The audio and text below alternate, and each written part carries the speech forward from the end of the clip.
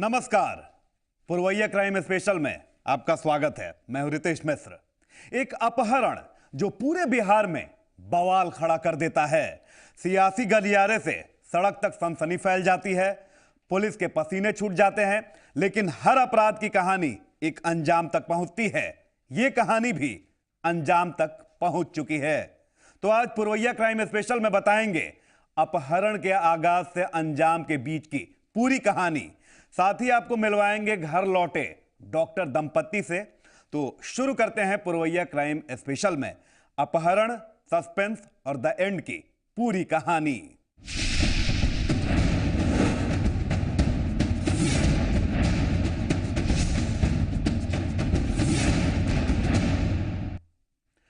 Doctor Pankaj Gupta और उनकी पत्नी शुभ्रा गुप्ता अपहरणकर्ताओं के चंगुल से छूट चुके हैं। आपको बता दें कि 1 मई को दोनों को अगवा किया गया था। 5 दिनों तक दोनों अपहरणकर्ताओं के रहमो करम पर रहे थे। इन 5 दिनों में क्या हुआ और रिहाई कैसे मुमकिन हुई, जी पुरवैया से डॉक्टर दंपति ने एक्सक्लूसिव बातचीत की। अर्धरात्रि हो गई, करीब करीब लगता है कि 14 से 15 घंटा गाड़ी चली होगी। उसके बाद कोई एक जगह पे रुके होंगे वो लोग। आपको कोई एक सवाल नहीं करना है और हम लोग कोई जवाब नहीं देना। पहला मेरे को कॉन्फिडेंस दिया कि आपकी वाइफ को हम लोग कुछ भी प्रॉब्लम नहीं पैदा करेंगे, आपको हम लोग कुछ प्रॉब्लम नहीं पैदा करेंगे। आप किसी भी आदमी को एक बार में एक आदमी के अलावा दूसरा आदमी जब आता था तो आदमी बदल दिया जाता था, जिन लोग का चेहरा मैंने कभी नहीं देखा। छोड़ इसलिए रहे हैं कि हम डर के आपको नहीं छोड़ रहे हैं, हम इसलिए छोड़ रहे हैं कि गलती से हमने आपके वाइफ को अपने साथ में ले आया है और मैं औरतों का काफ़ी इज्जत करता हूं और मतलब इसी वजह से आपको छोड़ रहा हूं, नहीं तो आपको नहीं छोड़ता। डॉक्टर पंकज गुप्ता और उनकी पत्नी अपहरणकर्ताओं के चंगुल से सकुशल वापस आ गए हैं। घर में रौनक है, खुशी है। डॉक्टर पंकज गुप्ता हैं, इनसे जानते हैं कैसे हुई थी पूरी अपहरण, कैसे पूरा इनको रखा गया था वहाँ पे, क्या कुछ वस्तुस्थिति रही और अब जब ये अपनों के बीच आ गए हैं तो कैसा महसूस कर रहे हैं। सभी कुछ इन्हीं की जवानी सुनते हैं। डॉक्टर साहब ये बताइएगा कि घटना कब की है, क्या हुआ था, किस तरीके से वो आपको अगवा किए, आपकी पत्नी को अगवा किए और फिर कैसे वो यहाँ से लेकर के यूपी गए और वहाँ आपको बंधक बना करके। 1 तारीख को जब मैं गिरिडीह से वापस लौट रहा था शादी अटेंड करके, तो मैं जब चौपारण का जो टोल पोस्ट है उसको जब क्रॉस कर गया, उसके बाद करीब 10 किलोमीटर जाने के बाद एक तेज़ स्पीड से आती हुई गाड़ी ने मेरे को ओवरटेक किया और उसे मेरे को ज़बरदस्ती गाड़ी रोकने के लिए बोला और काफ़ी लोग सवार थे उस पर। सब लोग मेरे गाड़ी के साइड में खड़े हो गए और उसके बाद ग्लास को डाउन करने के लिए बोला। मैं पूछा भाई क्या बात है, क्यों आप मेरा गाड़ी को रोक रहे हैं? तो वो बोले कि हम लोग आपका गाड़ी का सर्च करना चाहते हैं। और जैसे ही मैंने ग्लास डाउन किया उन्होंने मेरे इग्निशन की निकाल ली। उसके बाद मेरे को सड़क पे आने के लिए बोला। जब मैंने रोकने की कोशिश की तो उसके बाद वो थोड़ा सा मतलब हाथापाई किया। उसके बाद मेरे को पिछली सीट पे वाइफ के साथ बैठा दिया और उसके बाद मतलब थोड़ा सा मतलब मेरे को चक्कर आया, क्योंकि उन लोग कुछ कुछ पिलाया होगा उससे, कि थोड़ा सा हल्का सा नींद जैसा लगा। मेरे आँख के आगे काली टोपी डाल दी गई, वाइफ के आँख के आगे काली टोपी डाल दी गई। उसके बाद हमें सिर्फ लाइट दिख रहा था, लग रहा था जैसे कोई कंटेनर में जा रहे हैं और लाइट ऊपर से सिर्फ आसमान से सिर्फ लाइट दिख रही थी। धीरे धीरे शाम वाला लाइट दिखने लगा, फिर रात हो गया, फिर मतलब अर्धरात्रि हो गई। करीब करीब लगता है कि 14 से 15 घंटा गाड़ी चली होगी। उसके बाद कोई एक जगह पे रुके होंगे वो लोग और हम लोग को किस तरह से कहाँ ट्रांसफ़र किए ये हम लोग को पता नहीं है। जब हम लोग को ट्रांसफ़र किया गया तो हम दोनों एक साथ थे, एक कमरे में पड़े हुए थे और मतलब वो समझ में नहीं आता क्योंकि कमरा चारों तरफ से बंद था। और वो लोग सबसे पहला चीज़ ये बोले कि आप लोग के साथ हम लोग कोई जोर ज़बरदस्ती नहीं करेंगे, आप लोग अच्छे से रखा जाएगा, आपको कोई सवाल नहीं करना है और हम लोग कोई जवाब नहीं देंगे आपको, आप शांति से रहिएगा, जो भी होगा अच्छा होगा और आप लोग वापस चले जाइएगा। किडनैपिंग के वक्त वो लोग पुलिस की वर्दी में थे, पुलिस की गाड़ी से? मैं नहीं कर सकता हूँ क्योंकि मैंने इतना फास्ट सारा काम हुआ, इतना प्रोफेशनल वे में हुआ कि मेरे को पता भी नहीं लग पाया कि गाड़ी किस तरह की है और कैसे लोग हैं। क्योंकि हम लोग सडन से आए तो मेरे तो रोंगटे खड़े हो गए, क्योंकि मेरे को समझ में आ गया था मैं कोई गलत आदमी के चंगुल में जाने वाला हूँ, लेकिन मेरे पास कोई उपाय नहीं था क्योंकि मतलब मेरे अगल बगल में कोई था नहीं, तो मेरे को समझ में नहीं आया कि मैं क्या करूँ। लेकिन जब वो वहाँ पे जब मेरे को लेके गए तो वो लोग मतलब अच्छे से ही हम लोग से बात की। उन्होंने पहला मेरे को कॉन्फिडेंस दिया कि आपकी वाइफ को हम लोग कुछ भी प्रॉब्लम नहीं पैदा करेंगे, आपको हम लोग कुछ प्रॉब्लम नहीं पैदा करेंगे, आपका पूरा ध्यान रखा जाएगा, आपके खाने पीने का पूरा ध्यान रखा जाएगा, आपको कोई क्वेश्चन नहीं करना है, आपके कोई क्वेश्चन का जवाब हम लोग नहीं देंगे। हम लोग को एक बंद कमरे में रख दिया गया, खाने का पूरा ध्यान रखा जाता था। उनको मतलब जो कमरा था उसका सैनिटेशन एकदम ठीक था। आँख पे टोपी बांध दी जाती थी जब वो लोग आते थे सामने। वो तो किसी भी आदमी को एक बार में एक आदमी के अलावा दूसरा आदमी जब आता था तो आदमी बदल दिया जाता था, जिन लोगों का चेहरा मैंने कभी नहीं देखा। और वो आके जिस वक्त खाना देते थे उस समय हमारी आँख के आगे पट्टी बोलते थे बांध लो और दीवार की तरह अपना चेहरा कर लो। और जब हम लोग खाना खा लेते थे तो उसके बाद वो हमारी पट्टी हम हटा लेते थे और जब बर्तन ले जाते तो फिर पट्टी वो डाल देते थे। इस तरह से करके दिन बीता, रात बीती, 1 दिन हुआ, 2 दिन हुआ, 3 दिन हुआ, 4 दिन हुआ। मैं जब भी बोलता था भाई मेरे को क्यों आपने पिकअप किया, मैं तो इस तरह का आदमी नहीं हूँ, मैं तो डॉक्टर हूँ, तो आपने मेरे को क्यों पिकअप किया। तो वो बोले कि ठीक है इसका जवाब मिल जाएगा। तो मैं समय वाले उन लोग मेरे से बोले कि आप निश्चिंत रहें, आप छूट जाएंगे, आपको कोई प्रॉब्लम नहीं होगी, आप सिर्फ रहें यहाँ पे। तो इस तरह से दिन बीता। कल करीब कोई भी समय ऐसा होगा जो दोपहर का टाइम, कोई मेरे पास ना घड़ी थी ना कोई भी ऐसा सामान था जिससे मुझे पता लगता कि समय क्या है। उनका कोई एक आदमी आया, वो बोला देखिए ऐसा है डॉक्टर साहब कि हम आपको छोड़ दे रहे हैं, और छोड़ इसलिए रहे हैं कि हम डर के आपको नहीं छोड़ रहे हैं, हम इसलिए छोड़ रहे हैं कि गलती से हमने आपके वाइफ को अपने साथ में ले आया है और मैं औरतों का काफ़ी इज्जत करता हूं, और मतलब इसी वजह से आपको छोड़ रहा हूं, नहीं तो आपको नहीं छोड़ता। मतलब ये तय है कि अगर आपकी पत्नी आपके साथ नहीं होती तो आप सकुशल वापस नहीं आते या फिर आपकी रिहाई नहीं होती? ऐसा उन्होंने बोला कि आपकी अगर वाइफ साथ में नहीं होती तो शायद आपको मैं नहीं छोड़ता। और दूसरा चीज़ उन्होंने ये बोला कि गया शहर में आपके काफ़ी शुभचिंतक हैं, आप काफ़ी अच्छे हैं वहाँ पे, आपको इस वजह से भी छोड़ा जा रहा है। पुलिस का दबाव भी कहीं काम किया क्या लगता है? वहाँ पे तो मुझे तो कुछ पता नहीं था कि पुलिस ने किस तरह से काम किया है, लेकिन जब मैं यहाँ पे वापस आया तो इन लोगों का काम को देखकर लगा रियली इन्होंने काफ़ी अच्छा काम किया। सुनने में ऐसा है कि प्रशासन का हर एक लोगों ने मदद किया। गया शहर के हर एक घर में दुआ की गई है। हर मजहब और हर जाति, हर धर्म के लोगों ने मेरे लिए मन्नत मांगा है।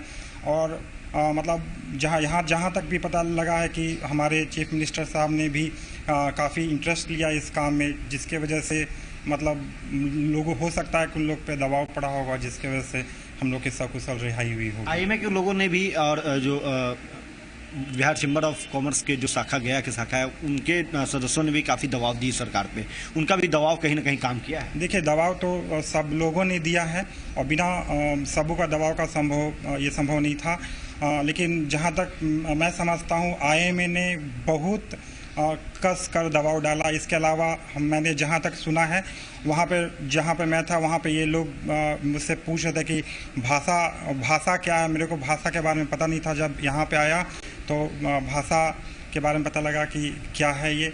तो यहाँ पे मतलब जितना भी हेल्थ से रिलेटेड सर्विसेज ने सब लोगों ने दबाव डाला, और चैम्बर ने भी काफ़ी दबाव डाला, पब्लिक ने दबाव डाला, हर कम्युनिटी, हर जाति, हर धर्म के लोगों ने दबाव डाला। इसके वजह से प्रेशर पड़ा होगा, तभी तो वो लास्ट में ये बोला कि जब रिहा किया तो उसमें ये बोला कि आपको आपकी वाइफ की वजह से और आपके शुभचिंतकों की वजह से मैं छोड़ दे रहा हूँ। मन में तो कभी डर रहा होगा, लग रहा होगा कि छूटेंगे नहीं छूटेंगे, कई सवाल चूंकि इस अवस्था में होते हैं, आपके मन में किस तरह के सवाल? देखिए ऐसा है कि हम लोग डॉक्टर हैं और डॉक्टर का काम होता है लोगों की ज़िंदगी बचाना, और मैंने भी काफ़ी लोगों की मदद की है। जहाँ तक संभव हुआ है हमने दिन और रात तक काम किया है। जितना लोग काम करते हैं उससे दुगना तिगुना काम करके लोगों की लाइफ बचाई है। और जब उस समय जब हम मरने वाले अवस्था में थे और हर समय ऐसा लगता था कि मतलब अब ये लोग हो सकता हम लोग को मार दें, और तो मार दे तो मतलब ये सोचकर काफ़ी रोना आता था। जब आज मैं वापस आ गया हूँ तो ऐसा लगता है। और तभी तो वो जो जिस आदमी ने मुझे रिहा किया उसने ये दो चीज़ ज़रूर बोला मेरे को, भले उस पर प्रशासन का दबाव पड़ा होगा, उसने ये ज़रूर बोला कि आपको इसलिए छोड़ रहा हूँ कि आपके साथ आपकी वाइफ है। इस समय में थोड़ा सा घबराहट लगता था कि शायद ऐसा क्यों हम इस स्थिति में आ गए जब हम अपने परिवार की मदद नहीं कर पा रहे। हिम्मत कहीं ना कहीं हारने लगे होंगे आप लोग। हिम्मत एक्चुअली उन्होंने हारने भी नहीं दिया हम लोगों को, क्योंकि वो हमेशा ये बोलते थे कि आप लोग को छोड़ दिया जाएगा। जब यहाँ पर मैं वापस लौटा तो देखा कि इतने सारे लोग हमारे लिए इतना एफोर्ट किए हैं। प्रशासन ने भी काफ़ी मदद की है। सुनने में आया कि नीतीश कुमार जी ने डायरेक्टली मतलब यूपी के मिनिस्टर से, चीफ मिनिस्टर से बात करके जो भी प्रेशर बनाया होगा वो भी एक कारण रहा होगा शायद, जिसके वजह से हम लोग को रिहा किया गया। लेकिन सबसे इम्पोर्टेंट चीज़ है कि हम लोग घर वापस आ गए, मतलब ये सबसे ज़्यादा ज़रूरी था। अर्धरात्रि हो गई, करीब लगता है कि 14 से 15 घंटा गाड़ी चली होगी। उसके बाद कोई एक जगह पे रुके होंगे वो लोग। आपको कोई सवाल नहीं करना है और हम लोग कोई जवाब नहीं देंगे। पहला मेरे को कॉन्फिडेंस दिया कि आपकी वाइफ को हम लोग कुछ भी प्रॉब्लम नहीं पैदा करेंगे, आपको हम लोग कुछ प्रॉब्लम नहीं पैदा करेंगे। आप किसी भी आदमी को एक बार में एक आदमी के अलावा दूसरा आदमी जब आता था तो आदमी बदल दिया जाता था, जिन लोगों का चेहरा मैंने कभी नहीं देखा। छोड़ इसलिए रहे हैं कि हम डर के आपको नहीं छोड़ रहे हैं, हम इसलिए छोड़ रहे हैं कि गलती से हमने आपके वाइफ को अपने साथ में ले आया है और मैं औरतों का काफ़ी इज्जत करता हूँ और मतलब इसी वजह से आपको छोड़ रहा हूँ, नहीं तो आपको नहीं छोड़ता। डॉक्टर दंपति वापस लौट चुके हैं, लेकिन कैसी है उनकी स्थिति, क्या है मनः स्थिति, यह भी दिखाएंगे, लेकिन एक छोटे से ब्रेक के बाद।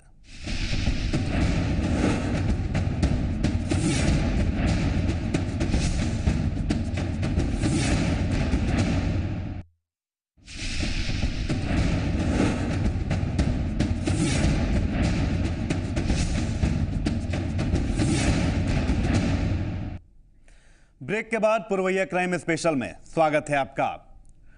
डॉक्टर दंपति तो वापस लौट चुके हैं, लेकिन क्या है मेंटल स्थिति उनकी, किस मानसिक परेशानी से वो गुजर रहे थे विगत 4 दिनों में, आप भी देखिए। अर्धरात्रि हो गई, करीब लगता है कि 14 से 15 घंटा गाड़ी चली होगी। उसके बाद कोई एक जगह पे रुके होंगे वो लोग। आपको कोई सवाल नहीं करना है और हम लोग कोई जवाब नहीं देंगे।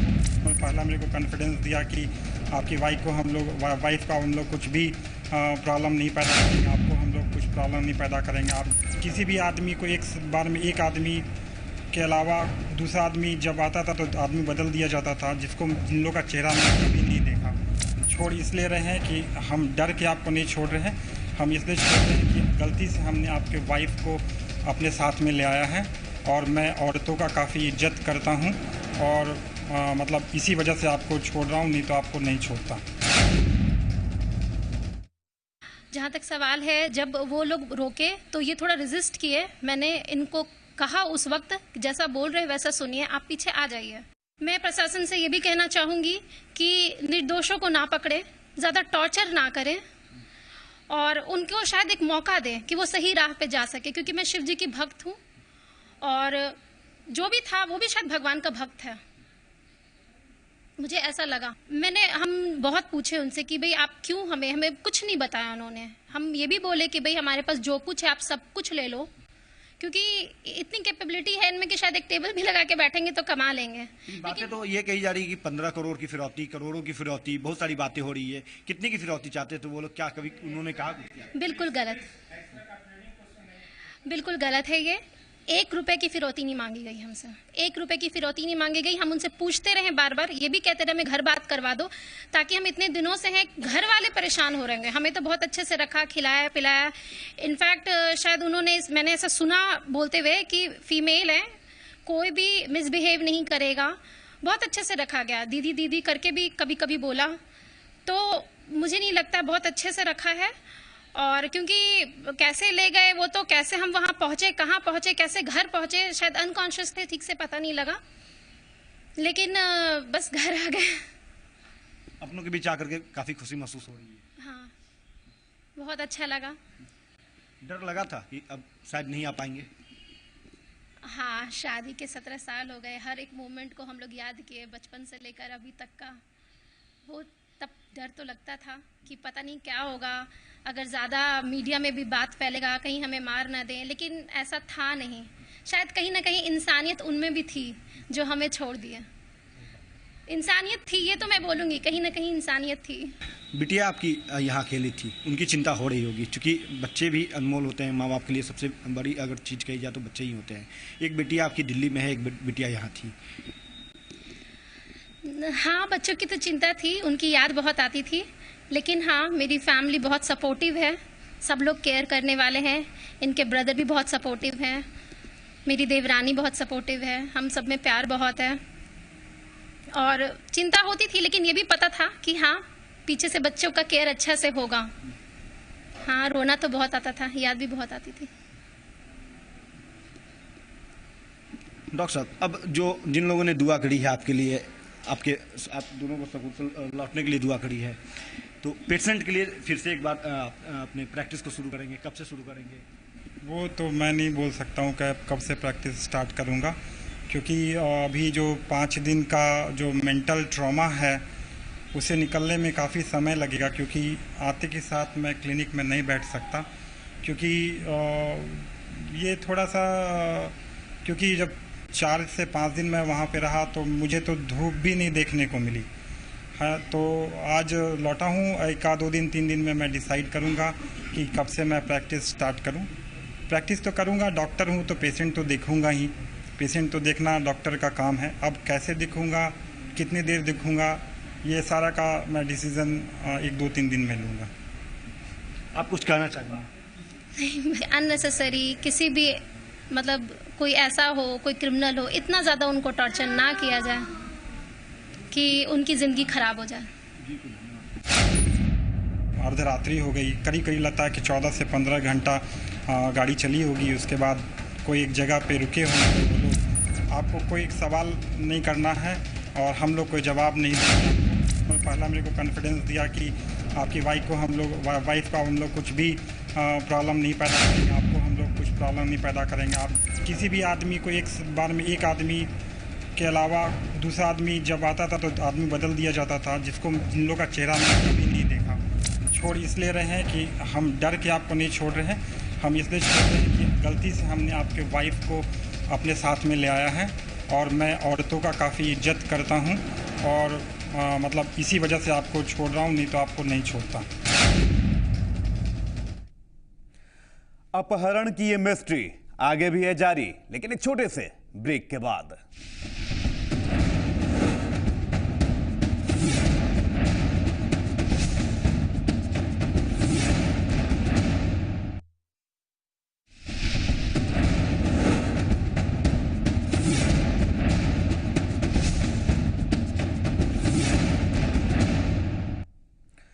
डॉक्टर दंपत्ति वापस लौट चुके हैं।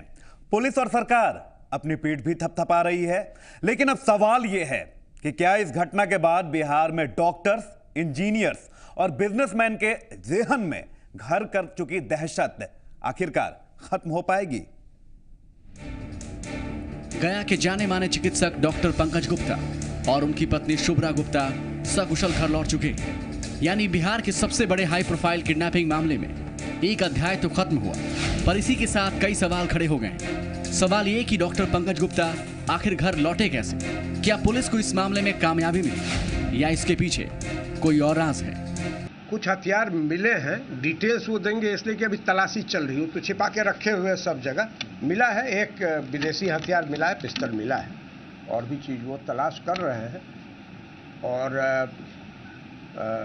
विस्तृत उनसे वहाँ भी पूछताछ होगी। उसके बाद यहाँ आएंगे, यहाँ भी हम लोग उनसे विस्तृत पूछताछ करेंगे और इस कांड को अंतिम अंजाम तक ले जाएंगे। एक जमाना था जब बिहार में अपहरण को उद्योग माना जाने लगा था। हालांकि कुछ वर्षों के लिए फिजा बदली, लेकिन एक बार फिर अपराधियों ने सिर उठाना शुरू कर दिया है। अपराधियों के निशाने पर धरती के भगवान हैं। बीते एक दशक में अपराधियों ने 39 डॉक्टरों को अगवा किया, जिसमें से 10 डॉक्टरों की हत्या कर दी गई। शुरू से डॉक्टर सॉफ्ट टारगेट रहा है 1999 से लेकर के आज तक में 39 डॉक्टर्स की किडनैपिंग हुआ, 10 डॉक्टर को मर्डर किया गया। 2002 में सबसे ज़्यादा हुआ, सेकंड हाईएस्ट 2001 रहा। उसके बाद छिटपुट चलता रहा। इधर 5-7 साल से बंद था, फिर शुरू हो गया। आईएमए के रिकॉर्ड के अनुसार राज्य के सभी हिस्सों में डॉक्टर्स को खतरा है। राजधानी पटना तो कहीं से भी सेफ नहीं है। इस साल सिर्फ जनवरी महीने में पटना में 20 डॉक्टर्स से अपराधियों ने रंगदारी मांगी थी। डॉक्टर्स के खिलाफ बढ़ते अपराध की घटनाओं के बाद धरती के भगवान अब बिहार से पलायन का मन बना रहे हैं। रंगदारी मांगी गई है तो कन्फर्म में हमने सुना है, कुछ डॉक्टर ने हमसे कहा था, लेकिन कैसे है जो उन मैनेज किए या कहीं से लेकर वो लोग मैनेज किए। लेकिन ये भी इधर ही हुआ है 2-3 महीने 4 महीना। बीच में 7-8 साल तो एकदम हम फ्री घूमते थे। इस घटना के बाद तो डॉक्टर इतना घबरा गया है कि 12-1 बजे फैमिली के साथ अच्छी गाड़ी, बेचारा कमाता है, अच्छी गाड़ी से जा रहा था, और यदि एक घटना कहीं और हो गया तो डॉक्टर फिर भागना शुरू कर देगा। 2001 से 2003 के बीच पटना के जाने माने डॉक्टर के सिंह, डॉक्टर भरत सिंह, डॉक्टर रमेश चंद्रा और डॉक्टर प्रणेंदु ओझा के अपहरण के बाद चिकित्सा महकमा दहशत में आ गया था। एक दशक बाद एक बार फिर डॉक्टर्स के अपहरण और उनसे फिरौती की घटनाएं बढ़ गई हैं। सवाल बहुत सीधा है, अपहरण की लगातार घटनाएं क्या प्रशासन की उदासीनता का गवाह हैं या सरकार की डायरी में कानून व्यवस्था का सवाल आखिरी पन्ने पर है? राकेश के साथ अमित कुमार, जी मीडिया पटना।